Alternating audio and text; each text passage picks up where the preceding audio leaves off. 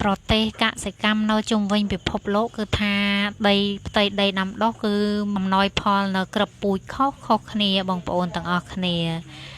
ទៅតាមប្រទេសនីមួយៗដែលគេមានក្របពូជប្រភេទពូជ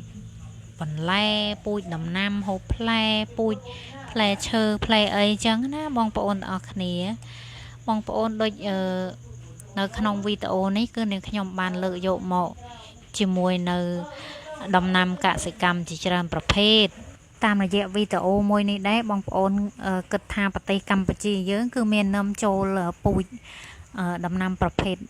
នេះអត់បើតាមមើលទៅប្រទេសយើងដូចជាមិនសូវមានពូជដំណាំកសិកម្មផ្លែអញ្ចឹងទេដូចជាបន្លែឆៃថាវនៃបងប្អូនដែលធ្លាប់ឃើញអត់ខ្ញុំជាលើកទី1ហើយដែលឃើញឆៃថាវបែបនេះ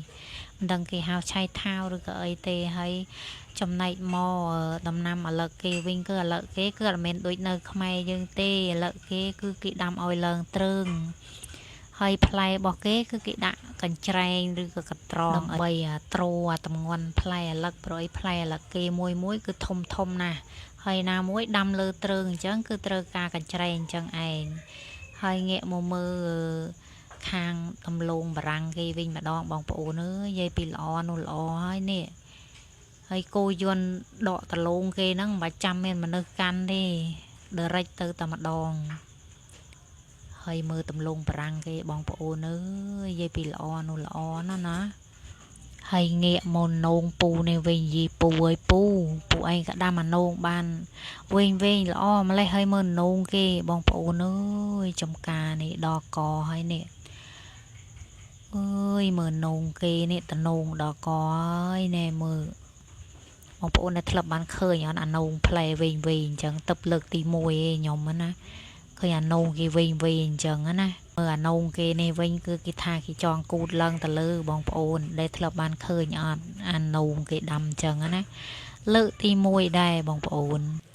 បើនិយាយពីដំណាំពោតវិញនៅប្រទេសកម្ពុជាយើងតាណាក៏ដាំកើតដែរបងប្អូនអើយពោតហ្នឹង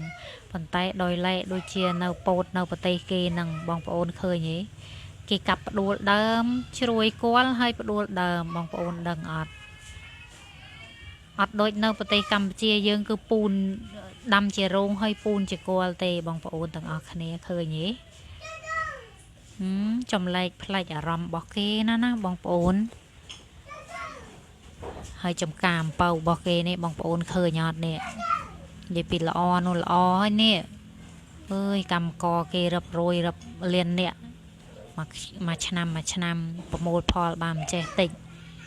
ហើយមកមើលដំឡូងជ្វារបស់គេបងប្អូនដំឡូងជ្វាគេគឺគេដាំដូចនៅស្រុកយើងដែរគេពូន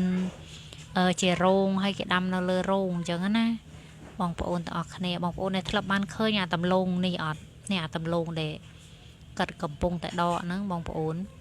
ខ្ញុំក៏ទើបតែឃើញលើកទី1ដែរដំឡូងហ្នឹងអាហ្នឹងដូចជាគេហៅថាដំឡូងជ្វាជប៉ុនអញ្ចឹងហ្នឹងបងប្អូនដូចជាមិនសូវដឹងដែរហើយផ្លែតទឹមបងប្អូនអើយទើបឃើញលើកទី1នេះផ្លែតង់ចកោមអញ្ចឹង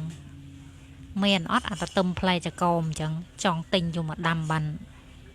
2 3ដើមនៅផ្ទះអញ្ចឹងណាហើយបងប្អូនមើលស្វាយនៅស្រុកគេនៅស្រុកខ្មែរយើងក៏ដាំបានដែរស្វាយអញ្ចឹង